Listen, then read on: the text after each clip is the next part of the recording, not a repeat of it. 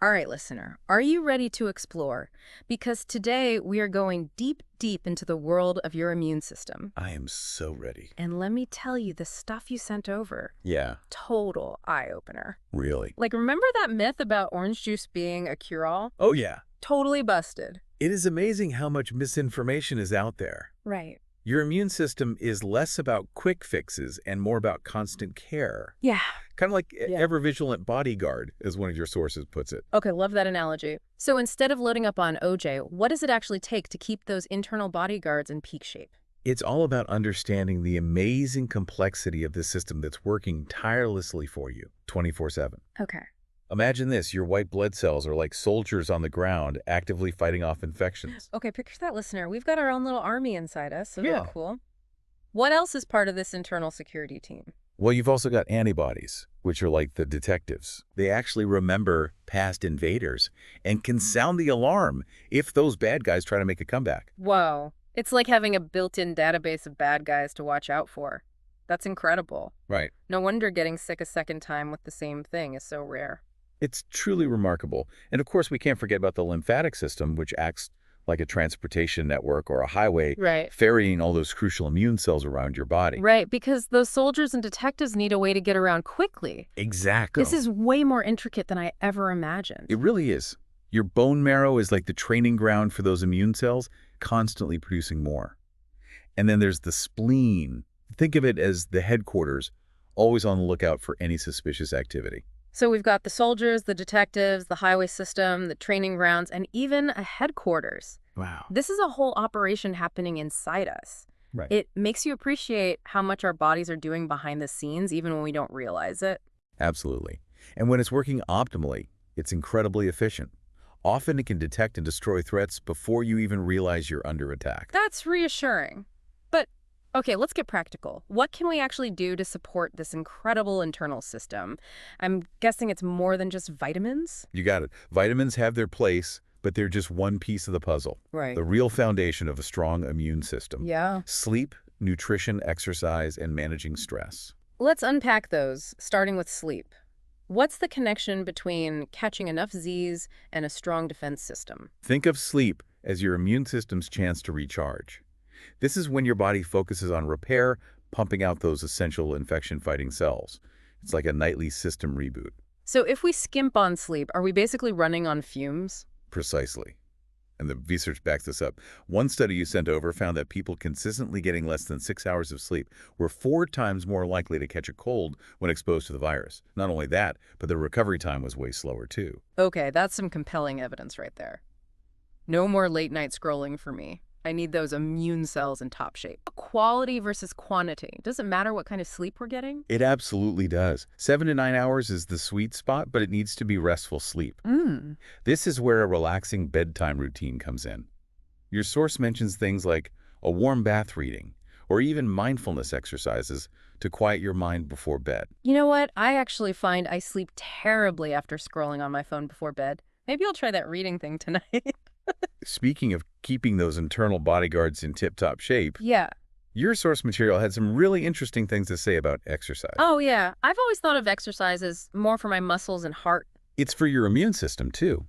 Think of it like this. When you exercise, you're also giving your immune system a workout. So how does that work exactly? Do our immune cells have tiny little treadmills? I wish. But seriously, regular moderate exercise improves your circulation.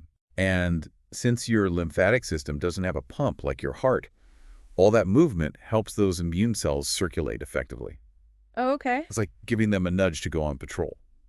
So hitting the gym or even just taking a walk is like sending out our immune cells on patrol. I love that imagery. But how does that actually fight off invaders? Well, for one thing, exercise helps reduce inflammation in the body.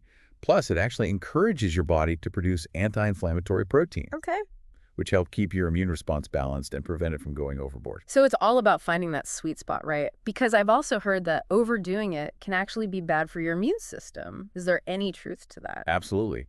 Remember our bodyguard analogy. Yeah. Even the toughest bodyguard needs rest. Right. If you're constantly pushing yourself to the limit without enough recovery time, it can actually backfire. Yeah. Overtraining can suppress your immune system, leaving you more susceptible to getting sick.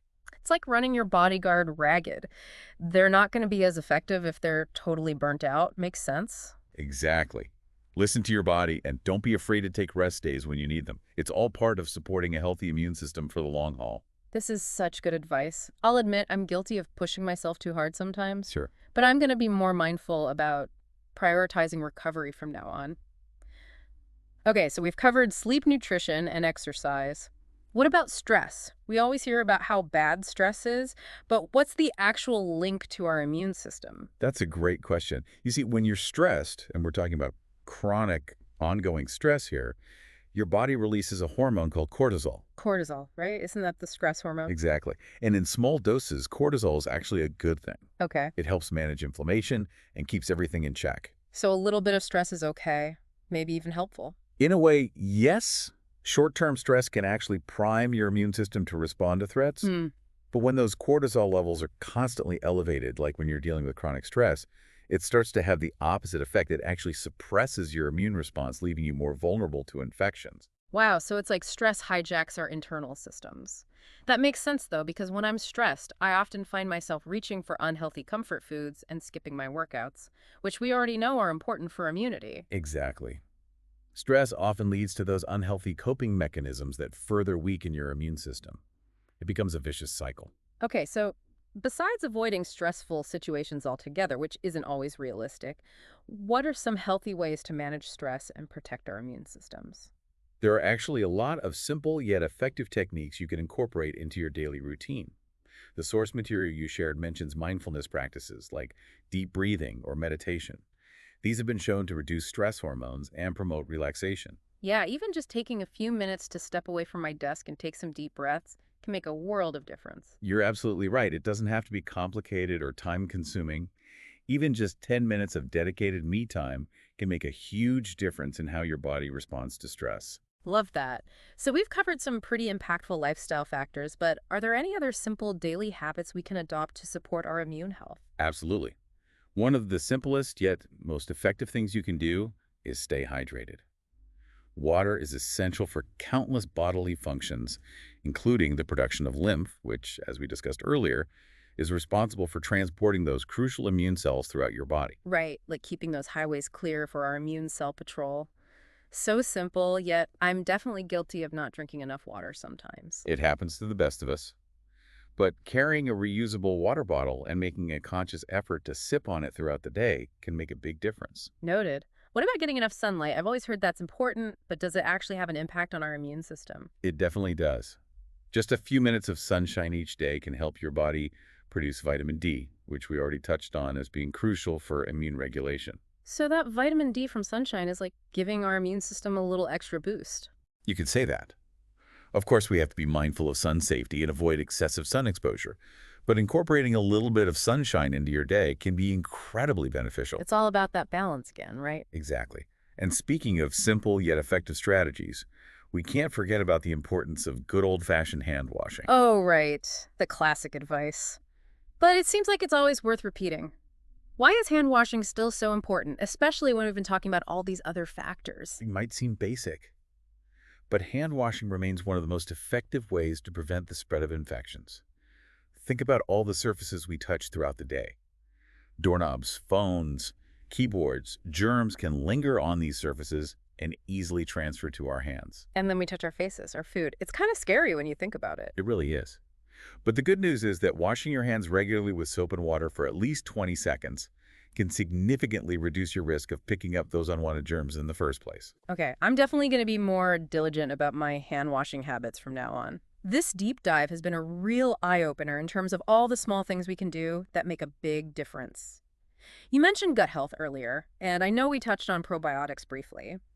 But can you expand on why a healthy gut is so important for a strong immune system? I feel like there's a lot more to it than just digestion. You're absolutely right. You see a significant portion of your immune system, Okay. around 70% actually, Wow. resides in your gut. It's Oh. like the front line of defense against harmful invaders. Wow, 70%? That's incredible. I had no idea it was that much. So if our gut is like the front line, then taking care of it through things like probiotics is kind of like sending in reinforcements. That's a great way to put it. Probiotics help maintain a healthy balance of bacteria in your gut, which in turn supports the optimal functioning of your immune system. And remember, your source material mentioned that yogurt, kefir, and fermented foods like sauerkraut are all great sources of probiotics. This has been so insightful. I feel like we've uncovered all these secrets of a strong immune system, and it's not at all what I expected. Right. Like I said, totally busted some myths for me. Yeah, it's not about searching for that one magic pill or quick fix.